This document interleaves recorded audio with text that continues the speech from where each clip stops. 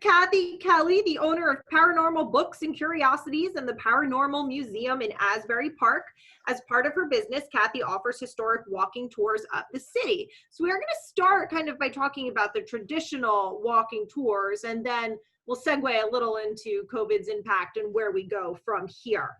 So Kathy, please just start by telling us a little bit about your career path and how you got to where you are today. So my career prior to what I'm doing right now, I worked in television for 20 years as a producer of live sporting events, and I worked pretty much internationally doing acquisitions and distributions of different content, very specifically of cricket, the sport of cricket. And so it was a very easy segue to go from, oh, I produce cricket in the United States, which caused people to go, what?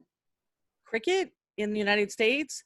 To saying, I work with ghosts, or I work in the paranormal. So the response was pretty much the same.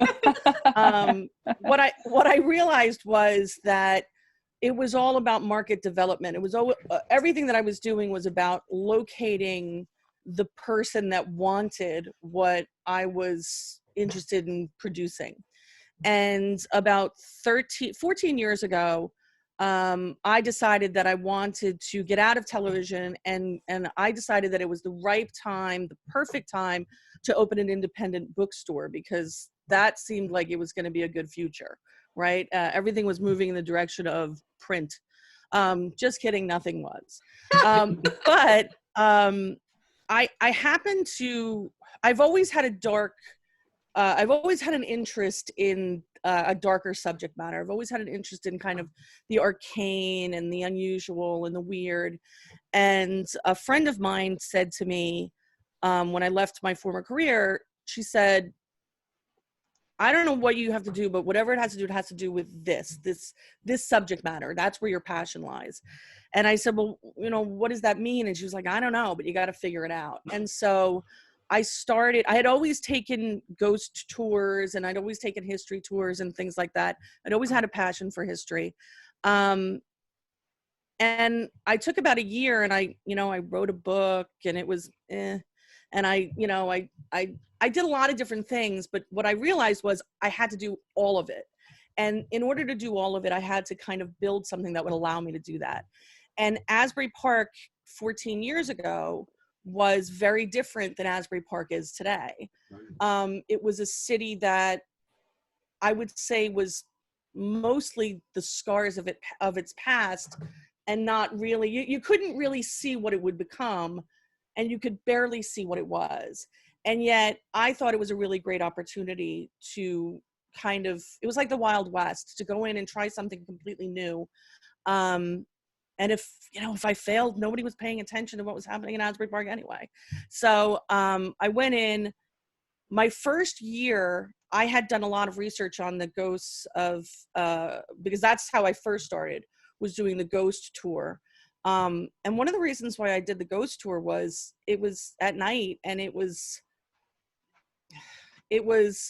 easier to kind of motivate people to come to Asbury Park for something like that than just the straight history of it.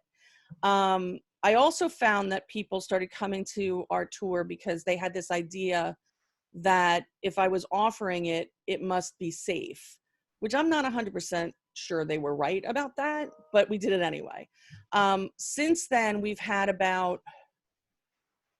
close to 30,000 people take our tour in the 12 years that we've been doing it. And we've branched out from ghost tours to doing several different types of history, but subject specific tours, which I found were much more successful than just a blanket history tour. And one of the things about Asbury Park is when we first started, we didn't have people who were in residence who were interested in taking history tours. So we were primarily going to be tourism driven. But even in the beginning, we didn't have that much tourism. Now it's completely different. Now Asbury Park is one of the hotter markets on the East Coast. And now, I offer tours 5-6 days a week, and I could probably offer several of them a day.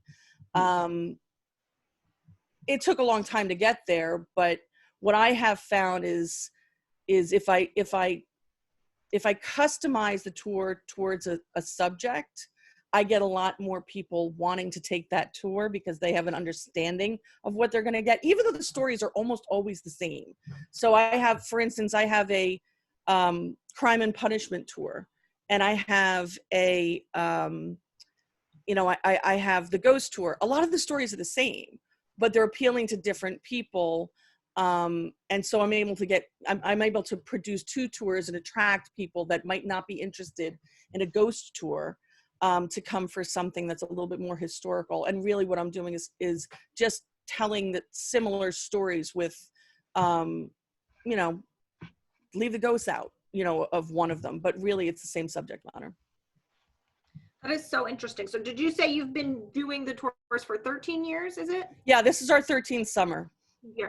And I want to just point out the tours are a small part of what Kathy does. So when you get a chance, check out her website. It's paranormalbooksnewjersey.com. And I want to back up to something too. You noted that you do the ghost tours and then you do a variety of other tours. You mentioned Crime and Punishment, for example. Can you list some of the other tours for us? I do a music and inspiration tour. I do an art and architecture tour, which is a huge tour as far as people's appeal. I do them less frequently than the ghost tour, but I'll do them at least once a week during the summer months. And then by appointment, as we get into the shoulder season, which would be October and November for us, and then April and May for us, I will probably do those once every other week. And then I absolutely offer all of my tours by appointment in the off season as well. And honestly, I do that just to kind of maintain the interest. There's very few people who ask for it, but I chose the art and architecture tour to talk about because it's also something that you can send out invitations to professional organizations to let them know that you offer that. So I offer an art and architecture tour. I'll reach out to architects and say, maybe you would like to invite some of your clients, or maybe you'd like to create a networking opportunity where you can all meet in Asbury Park and I'll give you this tour. There are other tours that are like that. Like we have the Wooden Walls project in Asbury Park, which is an art program. And I do that in conjunction with Monmouth Arts and Madison Marquette, which runs the Asbury Park Boardwalk. And that I do primarily for charitable fundraiser. But these types of events, you can reach out to different professional organizations and honestly sell into them. Obviously, this year is a little bit different, but there are still ways to do it. Now, if I'm not mistaken, Kathy, you offer only walking tours, not bus tours. Is that correct? Well, I have a hearse. So I don't have a bus, so I have a hearse. Okay. But I do, so this year we had planned on offering scooter tours and bike tours. One of the things that I invested in this year, which ended up being very fortuitous for me, was I invested in a personal broadband broadcaster, which is essentially what you would use, say, at a drive-in, right? Where your tour guide is speaking into a microphone. Your consumer has downloaded an app, and you are providing your own Wi-Fi wherever you are, and it's good up to 100 yards. You can buy more robust systems, but this is the one that I have. And you speak into the microphone, they hear it into their headphones, and then once the tour is done, the app just disappears off of their phone, and it's not recordable, and it's worked out for us because it's allowed us to continue to do walking tours that are socially distanced. We only do private walking tours, so it's your party only. But it has allowed us and our guides to be socially distant from the people that they're touring. But it also works if you're doing a bike tour or if you're doing a scooter tour. When you're working with people who are a little bit older and who have who might have mobility issues, I have in the past had trolleys and things like that. And I've also found that these have worked phenomenally well because it's essentially having a tour guide speak directly into your ears. And the system was $300 and it ended up being a really good investment for me. Wow, that's tremendous. So you called it a personal broadband microphone?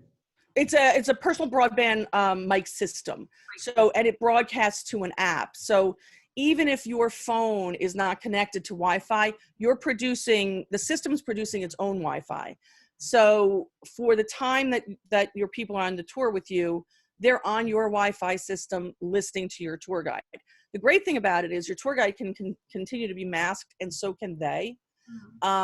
It's also very, very cool if you do have a group of people who are standing silently in a park when other people walk by. It scares the hell out of them in a really fun way. So, and that may be just me, but I enjoy that. You, Kathy. Yeah.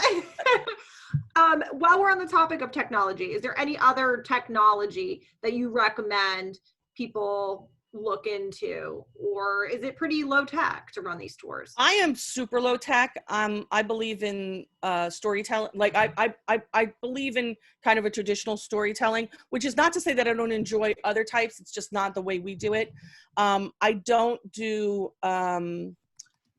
do like pictures or things like that. We do more along the lines of an oral traditional kind of storytelling. That being said, and Melissa, you might know these people.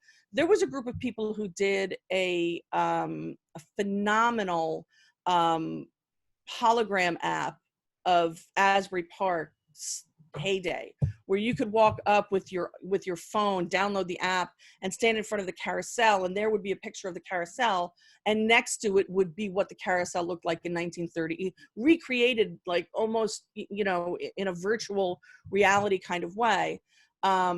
And I think there are lots of opportunities for hybrid, especially as we move into COVID. One of the things that I've done in working with the Historical Society and with Interfaith Neighbors in Asbury Park is Asbury Park has a free ride program because we're a waterfront. And we also have two very distinct sides of Asbury Park. We have the west side and we have the east side. And we're doing everything we possibly can to kind of move people through the entire city so that they understand just how diverse our city really is, and just how many wonderful things we have to offer on both sides, and kind of to get rid of the sides, to kind of create this cohesive Asbury Park. And so we have these young people who are volunteers from both sides of Main Street. And we had tried to come up with a way to do a walking tour that would not be 4 miles long. When nobody wants to take a 4 mile, honestly, people want to walk, but they don't want to walk far, right? So we had worked with the free ride program where they have natural stops, and we taught each one of these volunteers a specific historical tidbit about the area that they're in, that these people are stopping in, and they step forward and tell that story. And what we found was people started taking the free ride in order to get the stories. And so we're working on a very low-tech app that will allow people to kind of follow along and know, because we don't want to give out paper. So that will allow people to follow along and hear, and we can, we can add as many stops as we want because the free ride will stop wherever we tell them to stop.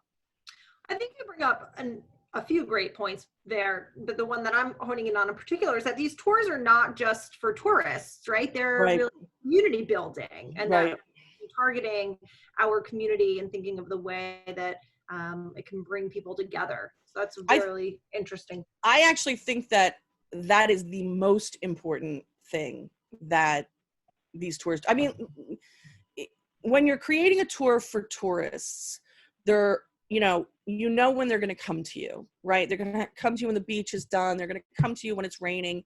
They're going to, and they want a certain, and it's not just sensationalism, but you have to tell them why. You have to explain to them, we're going to tell you a story about this history, and you have to let them know what the history is before they come in, because they're choosing between you and a Silver Ball museum, or you and, you know, drinks on the boardwalk, you know, so they're making a choice for you.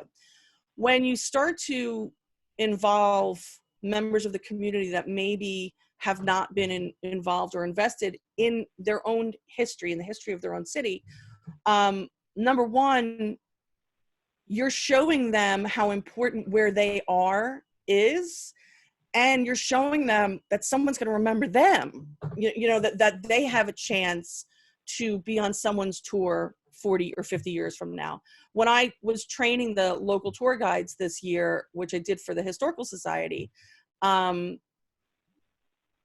were young kids that had grown up in Asbury Park who had never been to the waterfront. We're 1.25 square miles.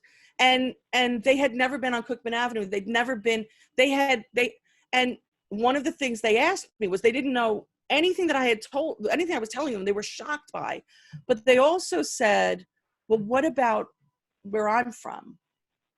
You know, and that was a really good question. What about it? Let's talk about it. And what we started, that's how we came up with the idea of doing the free ride. Let's talk about moving people through the city, including the people who live in the city. Awesome. Now, you just mentioned your training of new tour guides. How do you go about identifying good tour guides, right? And what goes into that training process? Well, it's different if it's for me than if it's for some of the other programs that I work with.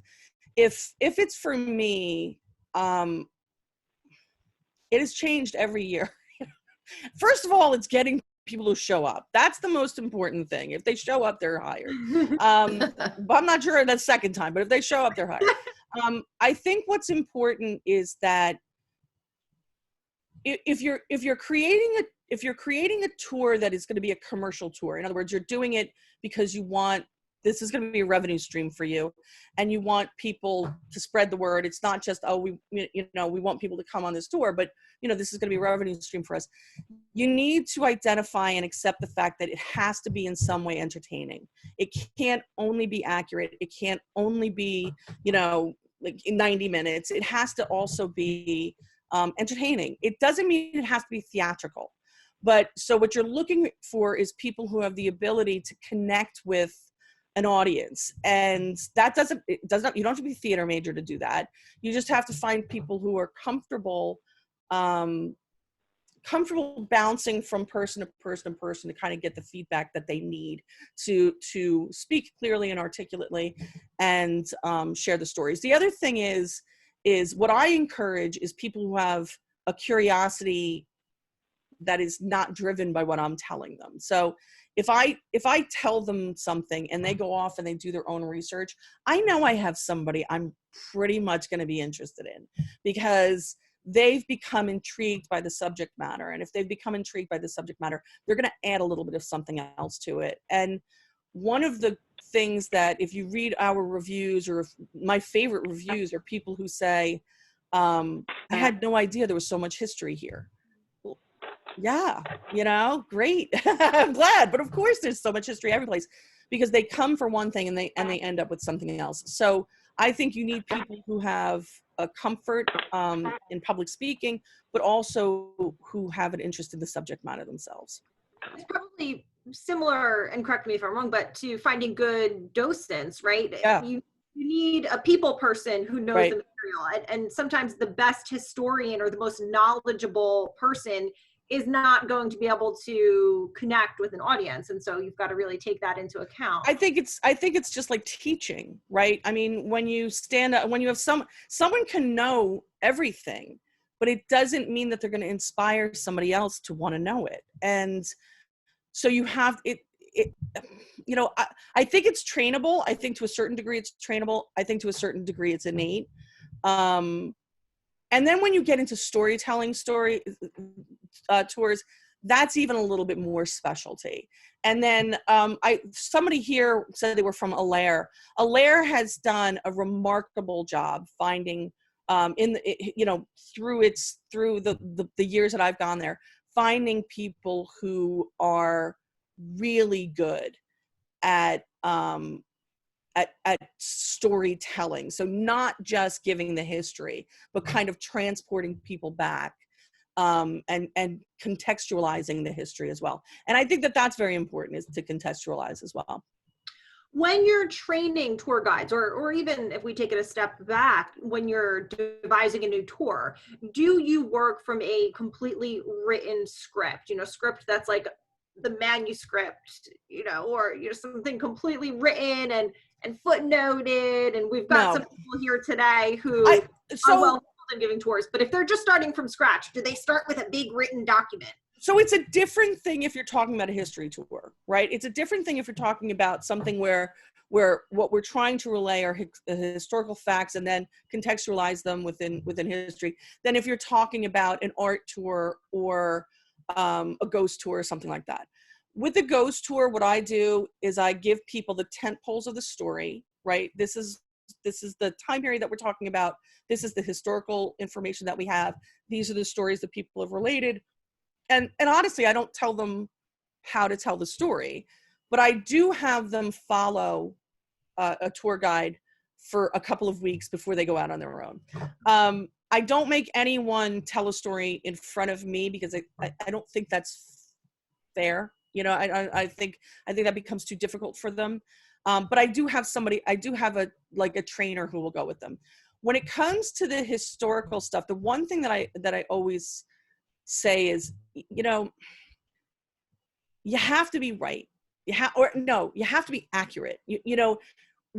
There's always going to be interpretation, but you need to have your facts correct. So from that perspective, it's not a written script, but they do get the dates, the names. And then a lot of times we sit down and we just talk.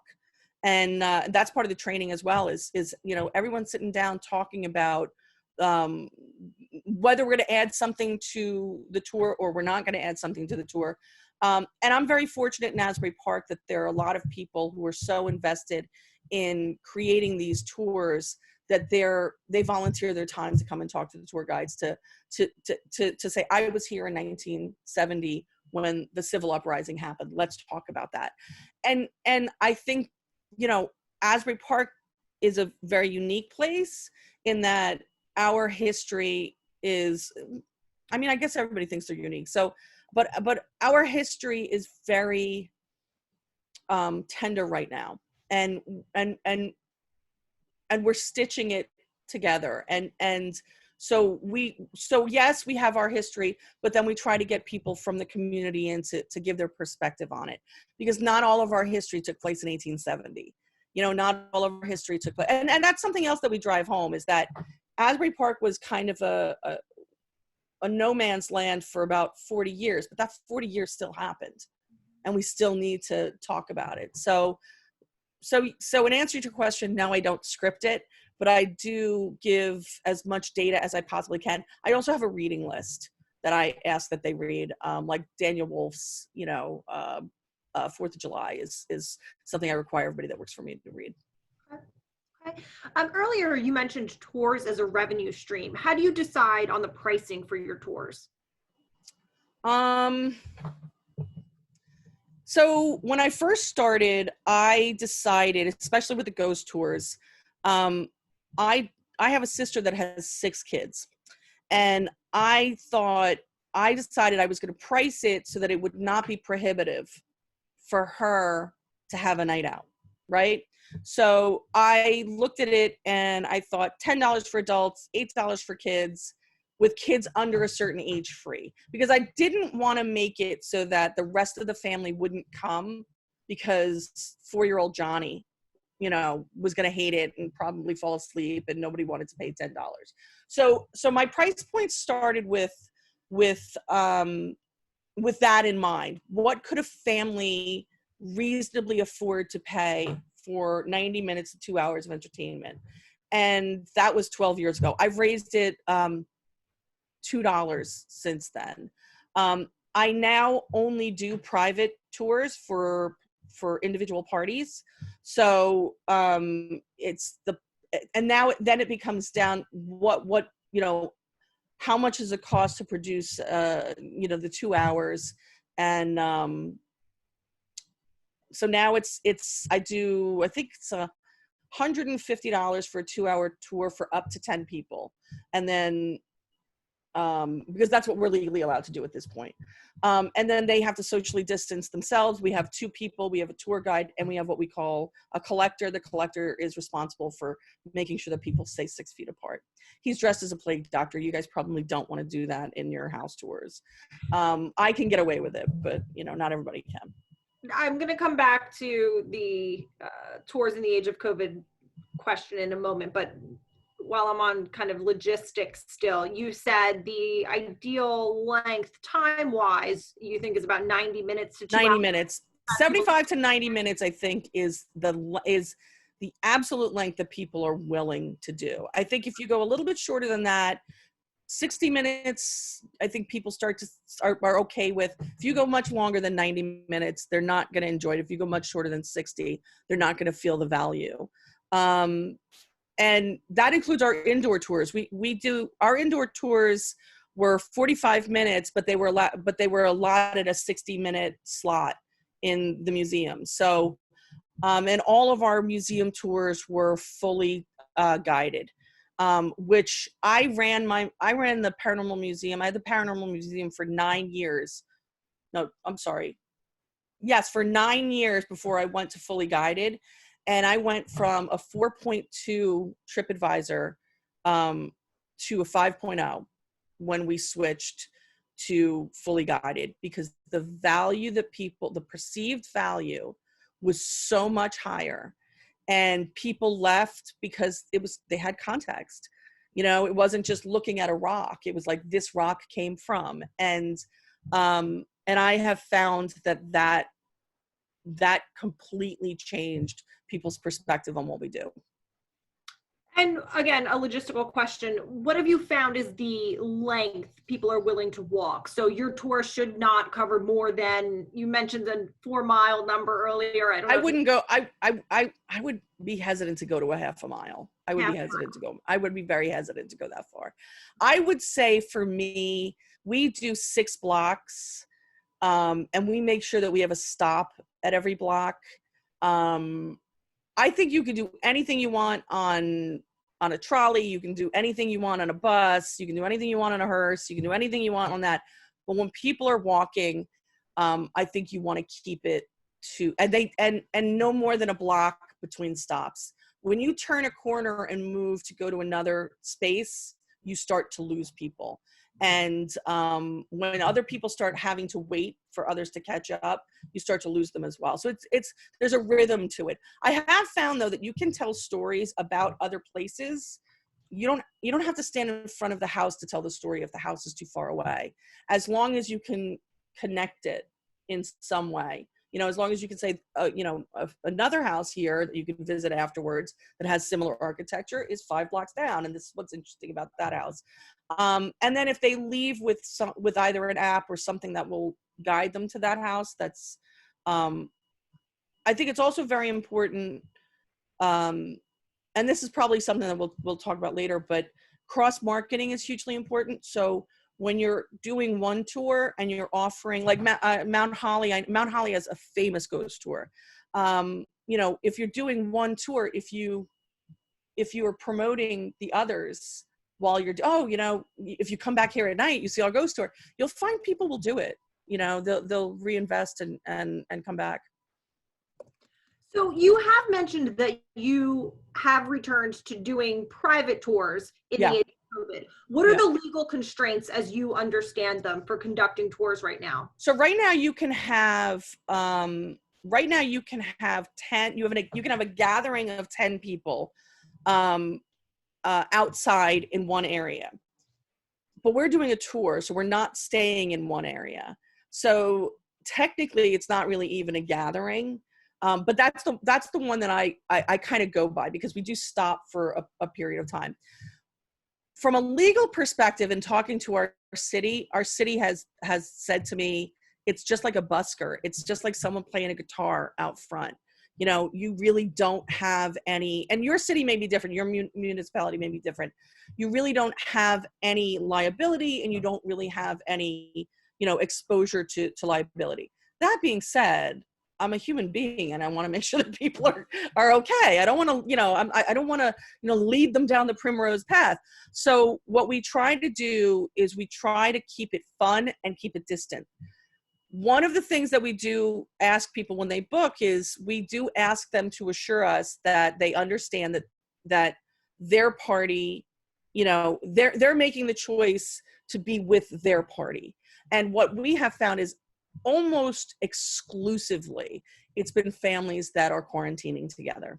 They are looking for things to do outside, which has led me to do hybrid tours. It's led me to do, and most of this is marketing, but it's led me to do hybrid virtual things where I have, on my Facebook page, I do different things to kind of keep people interested and keep them, aware that we're still in existence.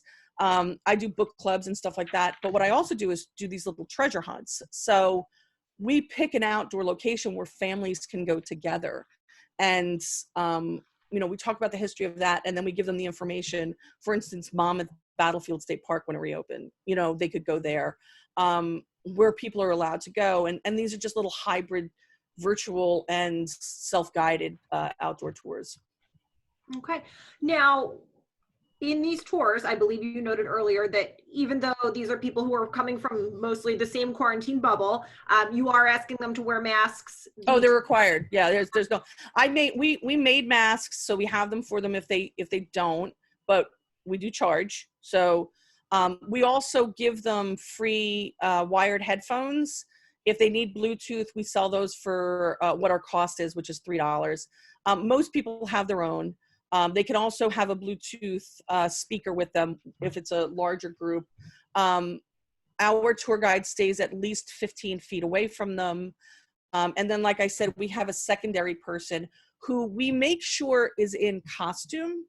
And we make sure that that person is in costume. And it was my nephew for a couple of days, and he was dressed like an old, like soda pop clerk kid, with a bow tie, which he loved. He's 15. He absolutely hated it. But the idea was that someone was paying attention to where you were standing, and there was a little joke but remember, at this point, people are coming to you. No one's getting dragged on these tours right now during COVID. So the resistance to kind of doing what you're asking them to do just isn't there. I haven't had one person tell me that they wouldn't wear a mask. And truthfully, if they told me that they wouldn't wear a mask, it would just be like, no problem, you have to leave. Because, I have to, from my perspective, I'm trying to not only keep people safe, but I need my business identity to be associated with safety as well. And I just have one brief question before we are unfortunately out of time and have to go to the Q&A with the audience. But that personal broadband system that you discussed works even while the tour guide is wearing the mask. Yeah. So underneath the mask, so I have our tour guides have slightly larger masks. And underneath the mask is a mic, and everybody has their own personal mic. So it's just a headset to a small mic that sits right on their lip, just like you see at the Gap or Madonna, as I like to say, and completely date myself. I don't know. I almost went Britney Spears, but that's not any better, right? I mean, not anymore. No. Yeah, she's up there too. But it does. I will tell you this: people like there's an intimacy. See, and that's the other thing about these types of tours is storytelling tours are really intimate.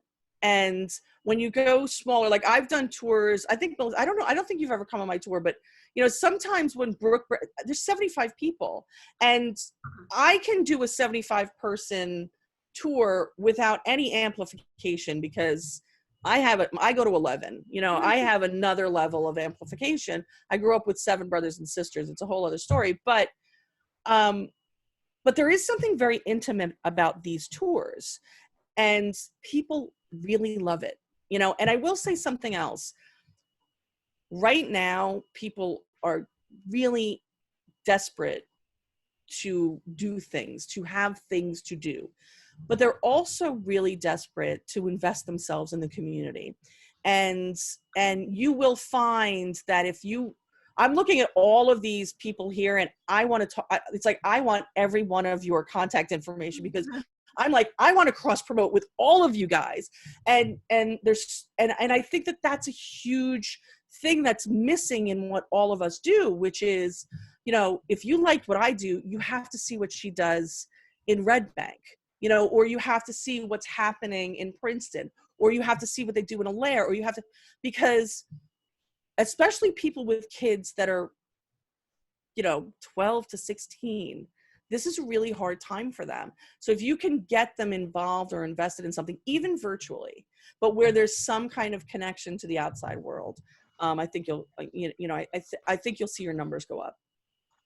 Awesome. Thank you so much, You're Kathy. welcome. You truly are a gifted storyteller. Let's open the floor to some questions. You can just unmute yourself and, fire away, or you can type in the Zoom chat here. We actually have one question in the chat that I'll read.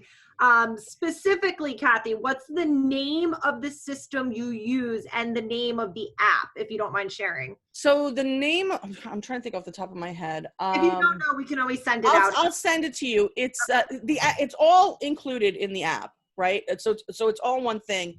And the gentleman that I purchased from, I want to say it's called Audio Jinx, but I might be jinxing myself, but I will get the information. I'll send it to you. Yeah, we can forward it to everyone after. Yeah, because I actually lent it to our local movie theater so they could do an outdoor drive-in theater on the side of a building, and it was sufficient for 100 users, which, honestly, that's for $300. That's a really great ROI on something like that. Wonderful. Other questions, comments, feedback? And folks, I did mute a few people during the session, so you might have to unmute yourself if you have a question. I see William Newman has a question. Yes, I'm really interested in possibly doing some PNJ branding with you, because we are kind of exploring some other ways to involve walking tours. I do a lot of walking tours, and we really support you in so many ways. We'd love to do more with you too, Kath. It's really quite good what you're talking about. Every point you made was specific. So I think if I wouldn't burden you, I'd like to call you and talk to you a little bit about it. Absolutely, anybody. Yeah, but I would love that. Excellent. You're down here, which is why I'm looking over here. I don't know. I don't know. So I'm looking. You're I'm over here. I'm over here. What are you looking at? Two other thoughts. The Lambertville Historical Society did a virtual tour by one of their physical tour walker persons, and that worked out pretty well. He did a nice job, mostly showing images but talking over it, so that you got a good sense of the things he was talking about, but you didn't get the sense of walking through the town, which was sort of frustrating. So Douglas, was that kind of like a narrated PowerPoint show? Pretty much, yeah. The other interesting one, the Chatham, New Hampshire, Massachusetts, Cape Cod Historical Society did a walking tour that involved driving virtually.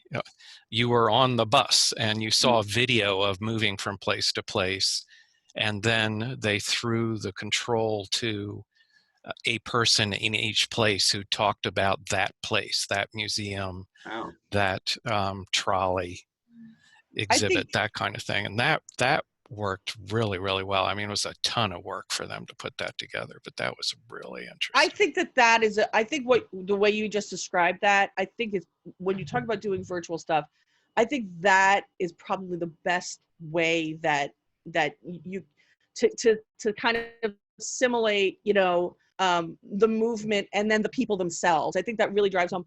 In October, I was in Transylvania, because of course I was, right? So I was in Transylvania, and Transylvania has this kind of unique situation that they're in, where they're really developing their tourism. They're really developing how they want to be perceived from a tourism perspective. And so part of it is they don't want Dracula tourism, but they need Dracula tourism. And I was astonished by how they were so advanced in their technology and how they move people from place to place. You know, as soon as you landed, there was an app. Every city had an app. Every little town had an app.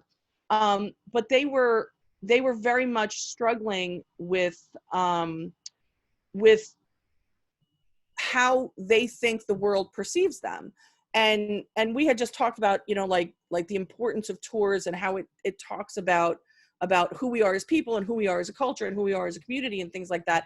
And I think that one of the most important things is to show the different faces. And that's why I think that something like what Douglas was talking about, they did the same thing there. As you followed their app, they walked you into storefronts.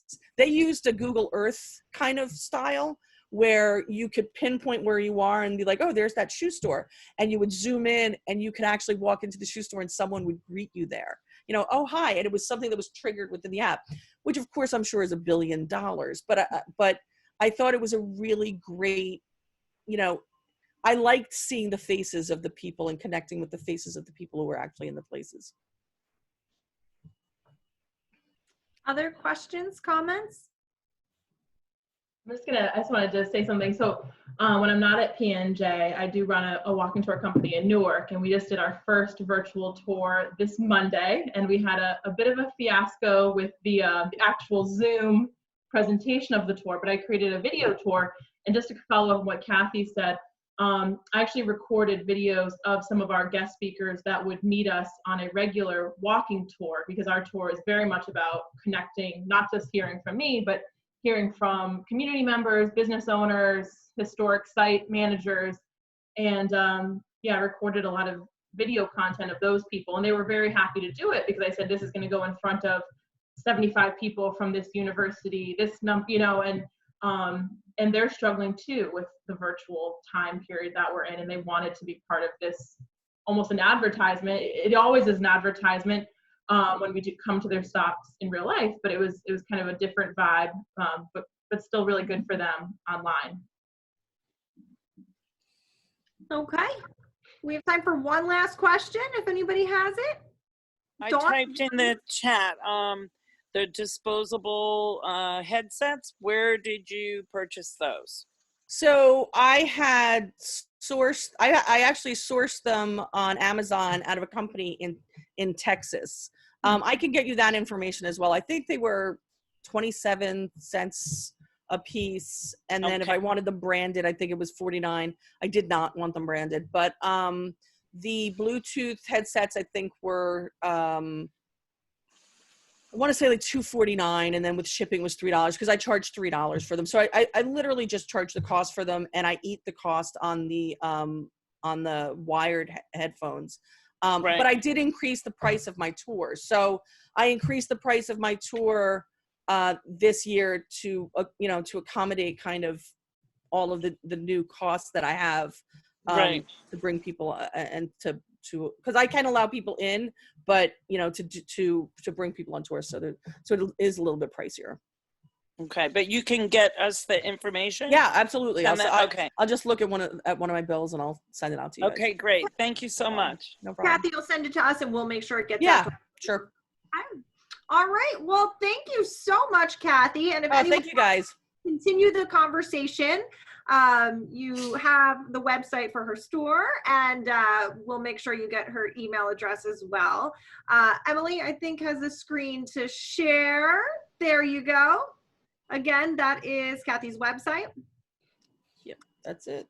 And next up on Q&A with PNJ, we have already in September, oh my goodness, engaging residents of historic districts, preserving historic cemeteries, and using social media to market your historic property. So we've got a busy month of September coming up. Please also be sure to join us at Preservation New Jersey, looking into our 10 most endangered historic places list, our newsletter, and much more. Is that our last one, Emily? One more. All right. There you go. Check us out on all our social medias, and we hope to see you at the next Q&A with PNJ. Thank you so much, Kathy. Thank you. Thank you, everybody. Bye-bye. Everyone. Bye, guys. Thank you so much.